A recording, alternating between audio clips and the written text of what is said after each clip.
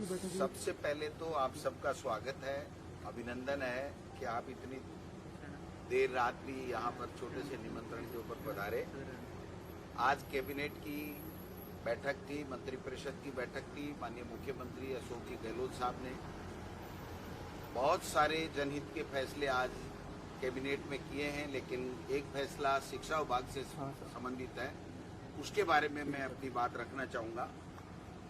ये जो राजस्थान अधीनस्थ सेवा नियम और राजस्थान शिक्षा सेवा नियम जो 70 और 71 में बने थे, उनमें काफ़ी बदलाव किया गया है। 10-12 चेंजेस किए गए हैं, क्योंकि उनकी वजह से कई तरह की दिक्कतें आ रही थी और कई प्रमोशन नहीं हो रहे थे। कई परेशानियों के कारण से शिक्षा विभाग को मजबूती नहीं मिल पा रही थी, तो ये सारी चीजें की गई हैं। उसमें एक तो इन दोनों सेवा नियमों को एक कर दिया गया आज से। दूसरा, इसमें जो अतिरिक्त निदेशक और संयुक्त निदेशक पद की पदोन्नति थी, पहले इसमें 3 वर्ष पर जस्ट पहले वाले पद का एक्सपीरियंस होना था, जो नहीं मिलने के कारण से ये वर्षों से पद खाली रह जाते थे। अब उससे एक नीचे वाले ग्रेड का 3 साल का और उससे जस्ट पहले वाले का 1 साल का, यानी 4 साल का अगर अनुभव हो गया तो उसके बाद में उसकी पदोन्नति हो जाएगी। कहने का मतलब जो नेक्स्ट का 3 साल का था उसको 1 साल कर दिया गया और उससे पहले का 3 साल का कर दिया गया, जिससे इन पदों पर जेडी और इनके ऊपर एडी के ऊपर पदोन्नति हो सकती है। एक जिला शिक्षा अधिकारी के जो पद थे वो 50% सीधी भर्ती से नियमों में प्रावधान था 70-71 में, और 50% पदोन्नति से था।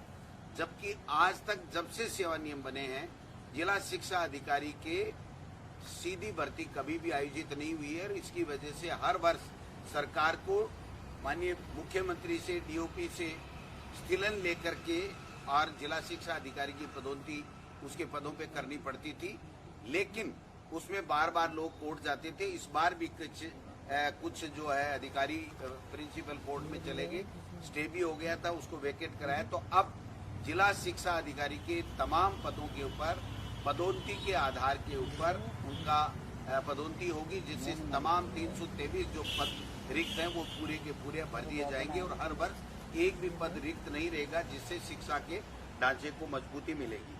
दूसरा, एक प्रधानाचार्य सीनियर स्कूल का और प्रधानाध्यापक जो सेकेंडरी स्कूल का है, उसमें जो 66 और 33 67 और 33 का अनुपात था, उसके कारण से कई तरह की आपस में दोनों केडर के विवाद होते थे, उसको आज निपटा दिया गया है और उनका व्याख्याताओं का 80% और हेडमास्टर्स का 20% जो संशोधन करके उनके पद अनुपात बनाया गया है। और इसके साथ ही एक फैसला किया गया है कि प्रत्येक राजकीय उच्च माध्यमिक विद्यालय में प्रिंसिपल के साथ एक वाइस प्रिंसिपल की पोस्ट स्वीकृत की जाएगी और जो प्रधानाध्यापक है वो डाइंग कैडर हो जाएगा।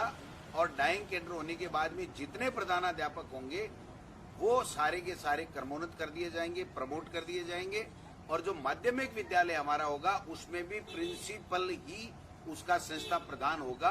तो मैं समझता हूँ इससे जो 13-14 हजार हमारी सीनियर स्कूल्स हैं और सेकेंडरी की स्कूलें हैं, उनमें सब में प्रिंसिपल की पोस्ट हो जाएगी और सीनियर स्कूलों में वाइस प्रिंसिपल की पोस्ट हो जाएगी और सभी को इसका लाभ मिलेगा। व्याख्याताओं को भी बहुत बड़ा लाभ मिलेगा और जो प्रधानाध्यापक हैं 10वीं स्कूल के, उनको तो सबको ही प्रमोशन के चांसेज मिल जाएंगे। और डाइंग कैडर होने के कारण से फिर हमेशा हमेशा के लिए एक चैनल हो जाएगा कि जो भी सेकेंड ग्रेड से आएगा वो व्याख्याता बनेगा, व्याख्याता बन के फिर वाइस प्रिंसिपल बनेगा और वाइस प्रिंसिपल बन के फिर प्रिंसिपल बनेगा। दूसरा, एक जो व्याख्याता शारीरिक शिक्षा का वित्त विभाग से पद तो स्वीकृत था, लेकिन इन नियमों में इनकेडर नहीं होने के कारण से, इन नियमों में इनकेडर नहीं होने के कारण से आज तक 25-30 साल में 40 साल में प्रमोशन नहीं हुआ। इसलिए ये संशोधन करके इसको इनकेडर कर दिया गया है। तो अब व्याख्याता शारीरिक शिक्षा का भी प्रमोशन, जो सेकंड ग्रेड के लोग हैं उनका व्याख्याता में प्रमोशन हो जाएगा पहली बार 70 साल में। इसी तरह पुस्तकालय अध्यक्ष ग्रेड प्रथम का भी 31 पद तो फाइनेंस से स्वीकृत हैं, लेकिन इस 40 साल में कभी भी उनको पदोन्नति नहीं मिली, क्योंकि ये पद नियमों में इनकेडर नहीं था, तो उसको नियमों में इनकेडर कर दिया गया। इसी प्रकार पुस्तकालय ग्रेड द्वितीय के पद सीधी भर्ती के पदोन्नति पे रोक लगा दी गई थी।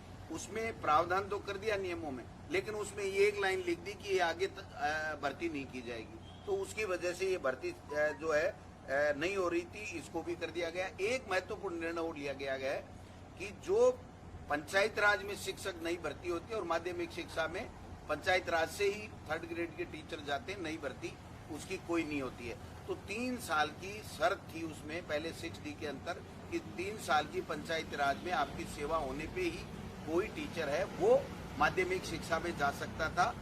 अब पंचायत राज का कार्मिक कभी भी माध्यमिक शिक्षा विभाग में या शिक्षा विभाग में जो शहर में एलिमेंट्री का जो विभाग है, एलिमेंट्री के स्कूल है, उसमें भी जा सकता है। तो जिससे माध्यमिक शिक्षा को 10वीं और 12वीं की स्कूल और शहर के जो तमाम स्कूल हैं जो शिक्षा विभाग के अधीन आती हैं 1 से लेकर के 12 तक के, उनमें टीचर्स बराबर मिलेंगे। वो मिल जाएंगे, ये भी कर दिया गया है। एक हमने ये किया है कि जो व्याख्याता पहले होता था वो किसी में भी ग्रेजुएशन करो, लेकिन अगर पोस्ट ग्रेजुएशन जिस विषय से करता था उसका व्याख्याता बन जाता था। फॉर एग्जाम्पल, अगर उसने BSc किया है, साइंस से वो पढ़ा है ग्रेजुएशन, और उसने अगर भूगोल, अंग्रेजी या इतिहास से 2 साल PG करके और वो व्याख्याता भूगोल या इतिहास का बन जाता था, जिससे वो क्वालिटी की एजुकेशन नहीं दे पाता था। अब हमने ये नियमों में संशोधन कर दिया है कि जो ग्रेजुएशन जिस विषय में करेगा उसी में PG करेगा, उसी को व्याख्याता बनाया जाएगा। एक जो प्रधानाध्यापक है 10वीं का, उसको ग्रेजुएशन के ही योग्यता की जरूरत थी, उसको पोस्ट ग्रेजुएशन की आवश्यकता नहीं थी। अब उसको जोड़ करके पोस्ट ग्रेजुएट कर दिया, क्योंकि वो एक महत्वपूर्ण पद है और अब आगे चल करके वो वाइस प्रिंसिपल बनेगा, प्रिंसिपल बनेगा। तो प्रिंसिपल के लिए तो था पोस्ट ग्रेजुएट और प्रधानाध्यापक के लिए था ग्रेजुएशन। तो उसको भी हमने ठीक कर दिया क्वालिटी एजुकेशन के लिए। एक प्रतियोगी परीक्षाओं से अगर कोई व्यक्ति अपने कैडर में OBC, SC, ST में अगर 1 नंबर भी ले लिया या माइनस मार्किंग भी हो गई या 5 नंबर भी 100 में से ले लिया, तो वो भी व्याख्याता बन जाता था या टीचर बन जाता था। तो इसको हमने ये कर दिया है कि न्यूनतम 40% उसको अंक लाने पड़ेंगे, और अगर सरकार जैसे स्थिलन देती आई है 5% का, वो स्थिलन देगी तो वो स्थिलन इन पे भी लागू होगा। लेकिन जो भी अब टीचर आएगा वो क्वालिटी का टीचर होगा, जिससे क्वालिटी एजुकेशन जो है वो बेहतर हो सकेगी। एक तो ये चीज होगी। अभी जो एक चीज हुई है कि जो इन कैडर डाइंग कैडर जो प्रधानाध्यापक का किया जाएगा और जो वाइस प्रिंसिपल के पद हमारी सीनियर स्कूलों में किए जाएंगे, इससे 13-14 हजार टीचर्स को एक तरीके से नई भर्ती के अवसर मिलेंगे। क्योंकि 10,000 तो आप समझ सकते हैं कि वाइस प्रिंसिपल के पद ही होंगे, तो उन व्याख्याताओं को और हेडमास्टरों को उनको प्रमोशन का लाभ मिलेगा। और जो सेकेंडरी स्कूल है उसमें प्रिंसिपल की पोस्ट हो जाएगी हेडमास्टर के बजाय, तो उसकी क्वालिटी एजुकेशन भी बढ़ेगी और इतने पद भी बढ़ेंगे। तो कहने का तात्पर्य ये है कि ऐसे ऐसे फैसले आज शिक्षा विभाग के नोट के ऊपर माननीय मुख्यमंत्री जी ने, हमारी कैबिनेट ने लिए हैं, जिससे एक मील का पत्थर आज के फैसले साबित होंगे एजुकेशन को आगे बढ़ाने में राजस्थान में और क्वालिटी एजुकेशन में।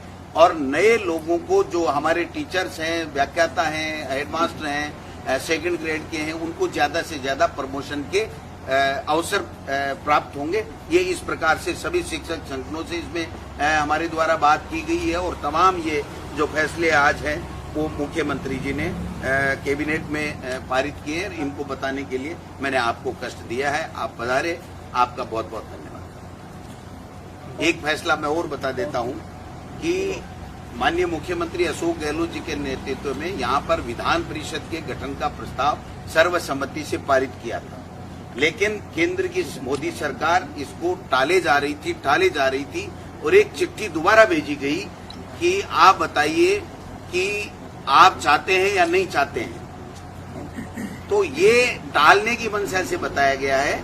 मैं समझता हूं कि माननीय मुख्यमंत्री जी ने पूरी कैबिनेट की सर्वसम्मति से ये प्रस्ताव पुनः कैबिनेट को आज पास कर दिया गया है, भिजवाएंगे कि हम चाहते हैं लोगों को मौका मिले, कार्यकर्ताओं को मौका मिले और विधान परिषद बने, क्योंकि ये कांग्रेस की सरकार और मुख्यमंत्री अशोक गहलोत जी के नेतृत्व में ही ये यूनानिमस फैसला हुआ था।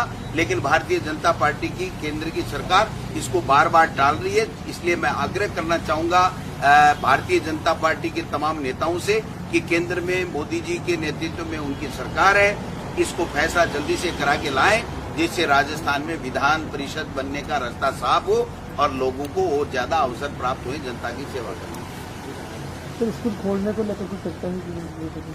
आज केवल कोविड को लेकर के, चिरंजीवी योजना को लेकर के, तमाम और कई विभागों के फैसलों को लेकर के चर्चा हुई है। काफी टाइम हो गया, इसलिए आज इस विषय के ऊपर कोई बात नहीं हुई। लेकिन एक फैसला जरूर हुआ है कि जो कॉलेज एजुकेशन है या दूसरे बच्चे हैं, उनके जल्दी से जल्दी हम वैक्सीनेशन कैसे कराएं, इसको लेकर के चिंता व्यक्त की गई और भारत सरकार को एक चिट्ठी लिखने का जो है वो फैसला लिया गया है माननीय स्वास्थ्य मंत्री जी और मुख्यमंत्री जी की तरफ से कि मेहरबानी करके आप वैक्सीन दीजिए। हम लोग एक दिन में 15 लाख वैक्सीन लगा सकते हैं। आज हमारे पास में 70,000 के लगभग वैक्सीन है, कोई वैक्सीन आ नहीं रही है।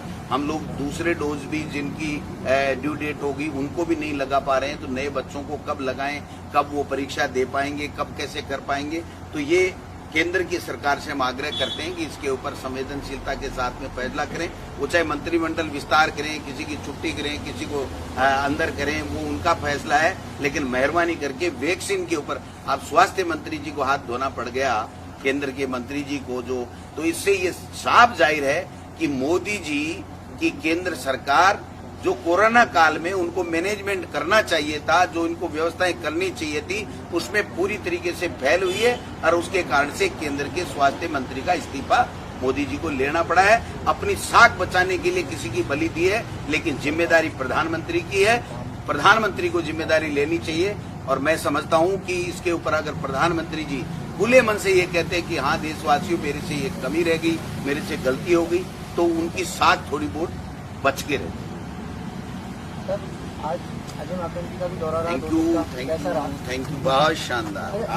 थर्ड ग्रेड शिक्षकों को क्या हो सकता है? थर्ड ग्रेड ट्रांसफर करेंगे क्या आप लोग? आज नियमों में संशोधन हुआ है और हम लोग जो 3 साल वाली शर्त को हटा दिया गया है।